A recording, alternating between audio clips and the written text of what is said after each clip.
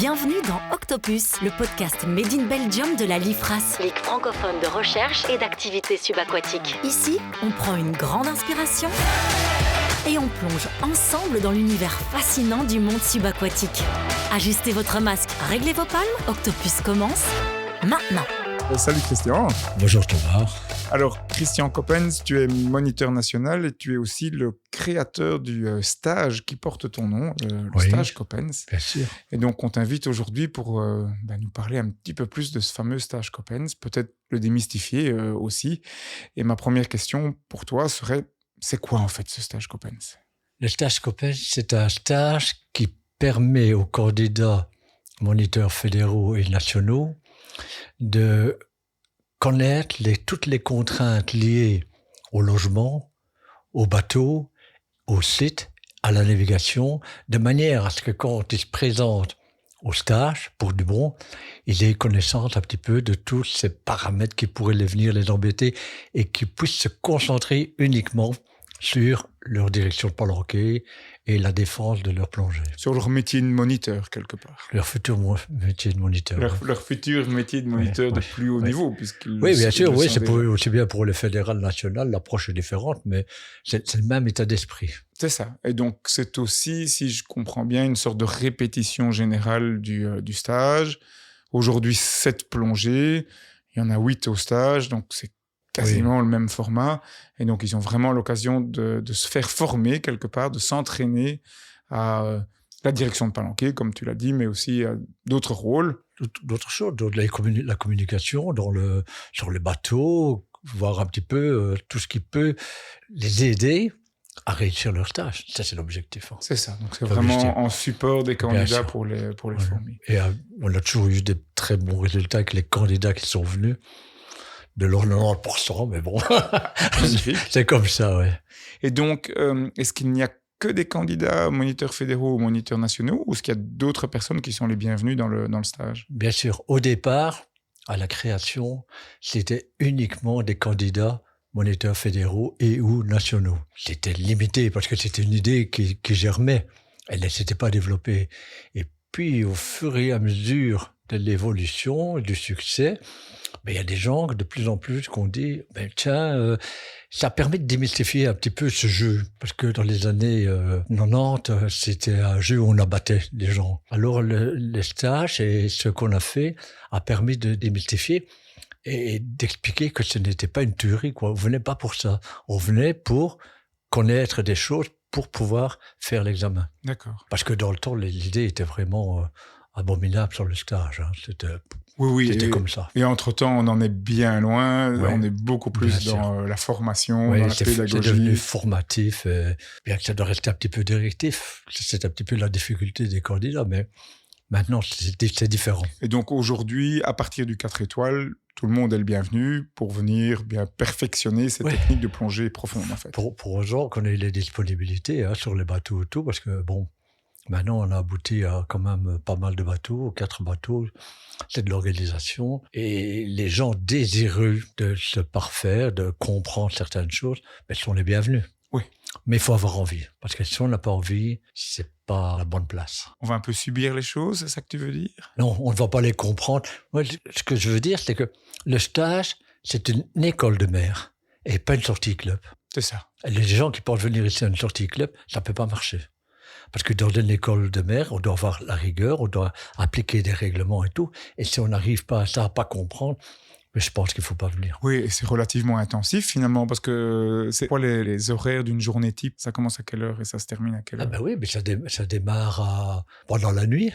Quand on se dit, qu'est-ce que je vais avoir demain ? Pendant la nuit, parce que on va poser des questions la veille sur la faune et flore, sur de la navigation, sur maintenant les ordinateurs. Alors on va chercher ces réponses et puis le lendemain matin, on va se lever et on est un petit peu stressé, on prend le repas à 7 heures, on repart vite avec son matériel sur le centre de plongée pour préparer tout. Puis il faut s'organiser sur le bateau, il faut trouver sa palanquée, il faut voir un petit peu ses jurys. Les jurys, maintenant, c'est un petit peu plus facile. C'est plutôt des formateurs aujourd'hui que des jurys. Des formateurs, c'est ça, oui, des formateurs. Et alors, à ce moment-là, il y a le déroulement de la plongée. Puis le midi, on prend le repas. On recommence de nouveau une préparation de nouvelles plongées qui se déroule l'après-midi. Et alors, le soir, il y a des activités, ça dépend un petit peu. Mais il y a toujours ces débriefings qui sont fort importants. Oui. Et donc, on mange en palanquée le soir aussi. Par contre, à 22h, on démarre on arrête les activités parce que le repos, on le sait, est important. En plongée profonde, toujours, et certainement quand on plonge profond. Et alors, on le voit bien au repas du soir, mais il n'y a personne qui traîne jusqu'à toutes les heures. Oui. Donc, c'est terminé de rester coincé au bar jusqu'à 2-3 heures. Il y a une hygiène de vie importante à mettre en place. Ça, du départ, ça n'a jamais été. Ouais. Du départ, ça a toujours été bien clair.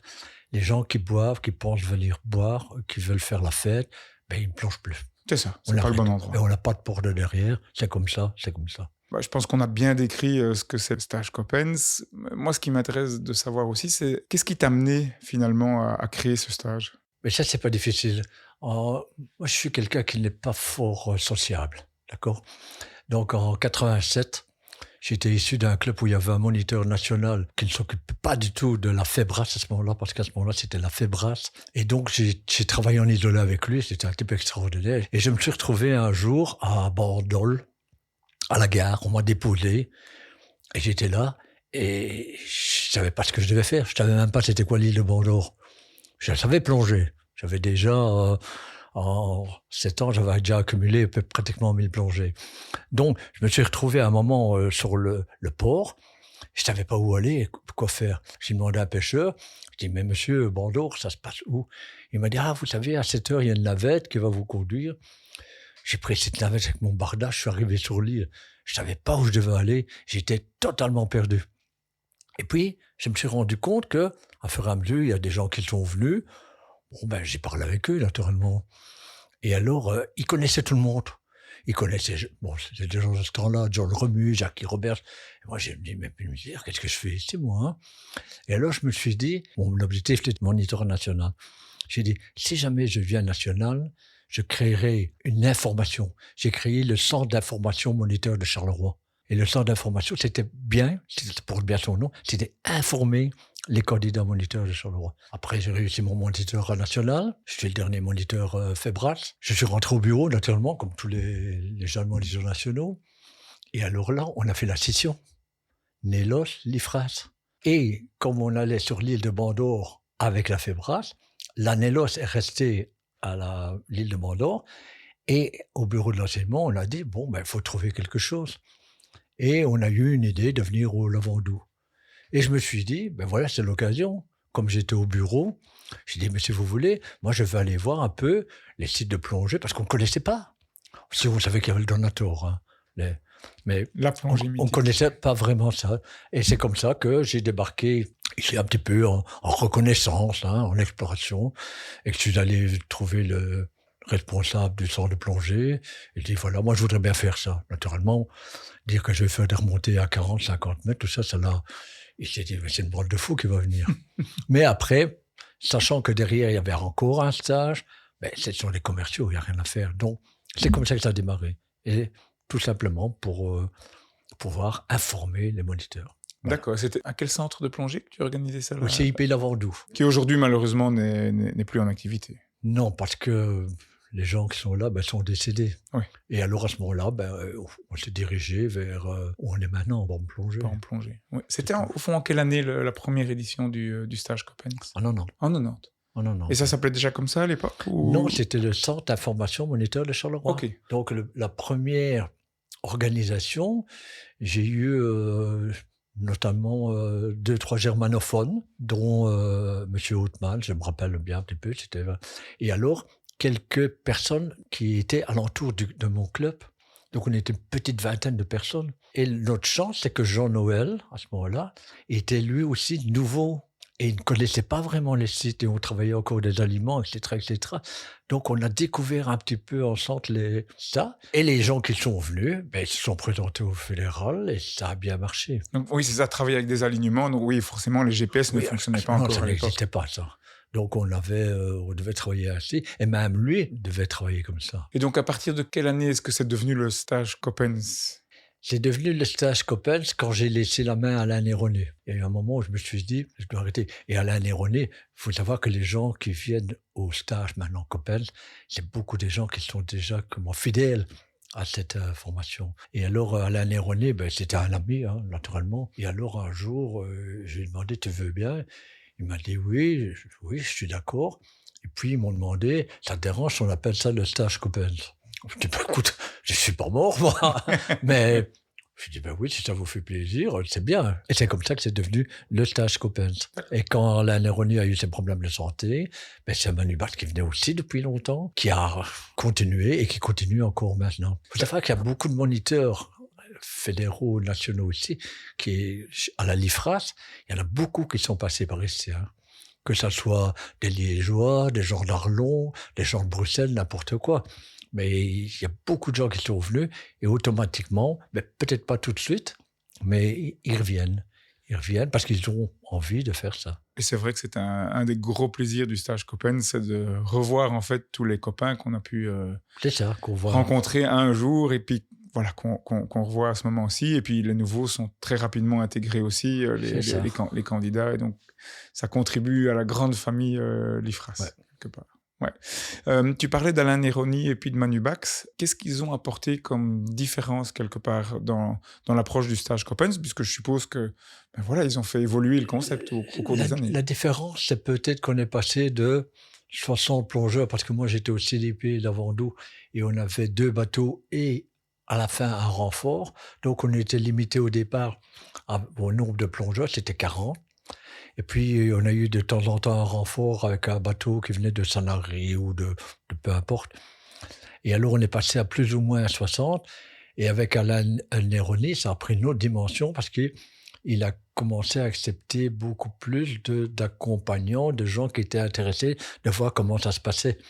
Et on est passé, donc, comme maintenant, à 80. Alors ça, c'est une organisation. Quand on voit que pour la commission de l'enseignement, on pourrait être chef du stage moniteur national avec 20 personnes. Vous comprenez bien que Manu, Alain ou ces gens qui font ça ici avec 80 plongeurs, il y a quand même une petite différence. Oui, ça donne une complexité mais énorme de gérer l'évolution ça. Principale, ça a été ça. Et on a eu la chance toujours d'avoir des médecins aussi.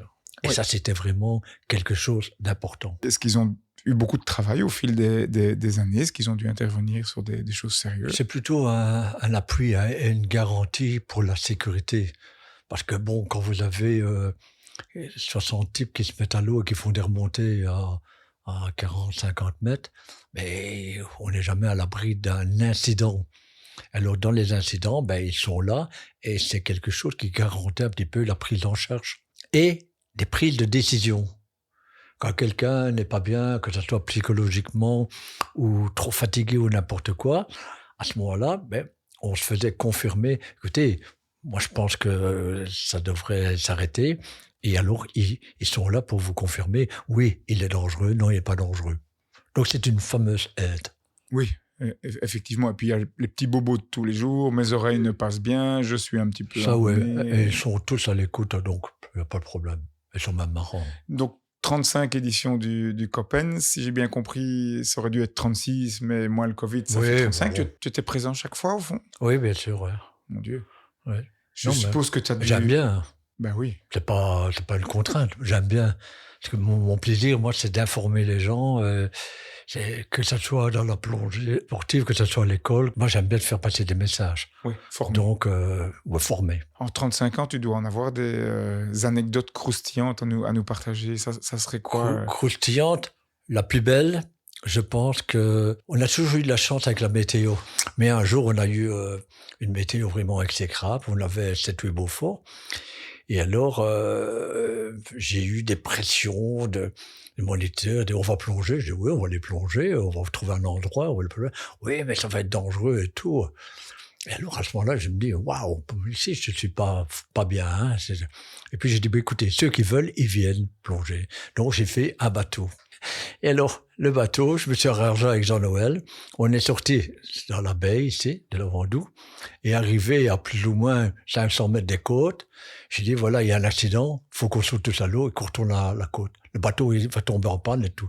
Donc, on a sauté à l'eau et on a palmé vers la plage. Sauf que il y a un policier qui avait vu le bateau sortir, et il a dit, mais Jean-Noël, il est fou, quoi. Par un temps comme ça, il y avait 7-8 Beaufort.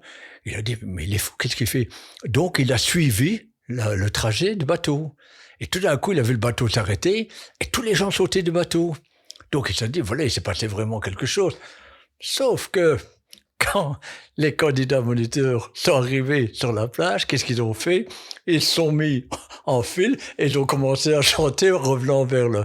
Alors là, je me suis fait avoir par les policiers. Mais après, il a compris. Ça, c'était... Je crois que c'est la plus belle anecdote que j'ai vécue. C'est ça. Et je suppose que est-ce qu'on fait encore ces exercices de palmage aujourd'hui? C'est terminé. Non, parce que maintenant, après la plongée, l'évolution de la décompression, c'est plus possible. C'est plus possible, non. Les connaissances en la matière ont évolué et donc on se dit ça, c'est un effort après les plongées. Non, ça en fait plus. C'est pas une bonne idée. Dans le temps, je sortais de plongée et je mettais le bateau à 50 mètres et il fallait revenir, quoi. C'est tout. Qu'est-ce que tu dirais aux plongeurs qui nous écoutent et qui hésitent encore à s'inscrire pour le prochain stage Coppens? Que ça peut être vraiment un apport intéressant à leur complément d'information qu'ils ont en théorie dans les associations AMB, AML, etc., n'importe quoi. On a de la phase théorique, on étudie la navigation, on étudie tout, et ici on met en pratique. Et en plus, on remet dans les mêmes conditions. Donc ça, c'est le mieux. Donc pour comprendre et démystifier tout ce que les gens racontent, parce que naturellement, il y a deux types. Le type, il réussit, son moniteur fédéral, et il dit « Waouh, et c'était dur, hein, les gars !» Et le type, il rate, il dit « C'est une bande de fous, hein, tu te rends compte, ils font ça. » Donc les gens, ils sont toujours un petit peu avec cet avis. Et alors on parle de jeu, alors que c'est pas du tout un jeu. C'est une formation, c'est une école de mer. Et donc, de venir voir, parce que tous les gens qui viennent voir, ils continuent. Et quand ils sont moniteurs, ils reviennent. Donc, c'est bien la preuve que c'est constructif et que ça vous apporte une certaine satisfaction d'aider ces gens-là. Et quand ils réussissent et qu'ils vous font un petit message, qu'ils vous disent, voilà, j'ai réussi, je dis, mais écoute, je n'en doutais pas. L'année d'après, ils viennent et disent, oh, écoutez, merci pour le message. Et ça vaut tout. C'est tout. Ça vaut tout. Et c'est vrai qu'on rencontre très souvent en année une des jeunes plongeurs 4 étoiles qu'on revoit quelques années plus tard au Coppens et qui viennent se préparer aux stages fédéraux, nationaux. Donc effectivement, c'est bien. Top expérience. Ah ben, tant mieux. Merci pour tous tes récits. Tu as la mémoire du stage, 35 participations. Et donc, c'est vraiment sympa que tu aies voulu partager tout ça avec nous. Merci, Christophe. Ah ben, tant mieux. Voilà. Dis-moi un peu, pourquoi tu es venu au Coppens cette année? Pour l'expérience, pour être encadré par des super moniteurs et apprendre plein de choses. J'ai pas beaucoup d'expérience en mer, donc comme Delphine a dit, il y a le côté, on est encadré par des moniteurs fédéraux, nationaux. Et à la fin du stage, c'est ce que j'ai l'impression, c'est vraiment d'avoir appris, de m'être amélioré sur pas mal de choses. Plein d'apprentissage, en fait la répétition du stage avant l'heure, et c'est le cas. Plein d'apprentissage, une belle évolution pour le moment, donc je m'amuse bien, j'ai envie de faire la plongée demain, donc tout va bien. Finalement, le plaisir en plongée, c'est le principal. Absolument. Beaucoup de choses, comme chaque année, on en apprend toujours. C'est important de venir ici et on a plein de rôles à jouer. Moi, j'ai joué beaucoup de rôles de chef bateau. C'est là qu'on voit en fait les directives qu'on doit donner aux plongeurs avant de se mettre à l'eau, de voir l'importance de la sécurité qu'on doit mettre en place. On a 4 bateaux différents. Il y a une sécurité qui est mise sur chaque bateau et c'est important de savoir comment on va pouvoir la gérer s'il y a un tel incident. Donc, c'est d'expliquer, parce qu'il y a des stagiaires qui viennent chaque année, qui ne connaissent pas du tout comment ça fonctionne, et c'est de leur expliquer comment on peut mettre en place toutes ces choses-là et qui puissent aussi leur transmettre à leurs plongeurs quand ils rentrent en Belgique en disant tiens, si j'ai envie d'organiser un stage, qu'est-ce que je dois mettre en place pour pouvoir être safe, en fait, en sécurité pendant toutes les plongées que je vais organiser. C'est ton premier Coppens en tant que formatrice, ça a donné quoi? Ça c'est super, j'ai adoré pouvoir enseigner, transmettre tout ce que j'ai appris ces dernières années. Ça m'a vraiment fait plaisir. Ça m'a permis de rencontrer quand même pas mal de personnes extérieures au club et d'ouvrir un peu aussi, de pouvoir plonger aussi avec d'autres personnes. Et c'est aussi comme ça qu'on prend l'expérience, je pense. François, tu es un routinier du Coppens, entre-temps, tu es formateur. Pourquoi tu reviens d'année en année, en fait, ici? D'une part, parce que c'est un stage très intéressant en cadre de formation par rapport aux nouveaux candidats. Et en plus, on rencontre plein de gens qu'on connaît qu'on retrouve. Il y a une ambiance extraordinaire. La convivialité est géniale dans le cadre d'un aspect formatif. Donc on combine les deux. Et ça, c'est génial. Cette interview a été menée avec curiosité et passion par Thomas Koremans. À la réalisation, Pierre Vandenbroek, avec le soutien technique de Focus Live. Merci de nous avoir écoutés. On se retrouve très bientôt pour un prochain épisode. Une idée de sujet, une histoire à partager? Écrivez-nous à octopus@lifras.be. Et si ce podcast vous a plu, pensez à le liker, le partager ou laisser un commentaire. Ça nous aide énormément à faire grandir ce projet. À bientôt!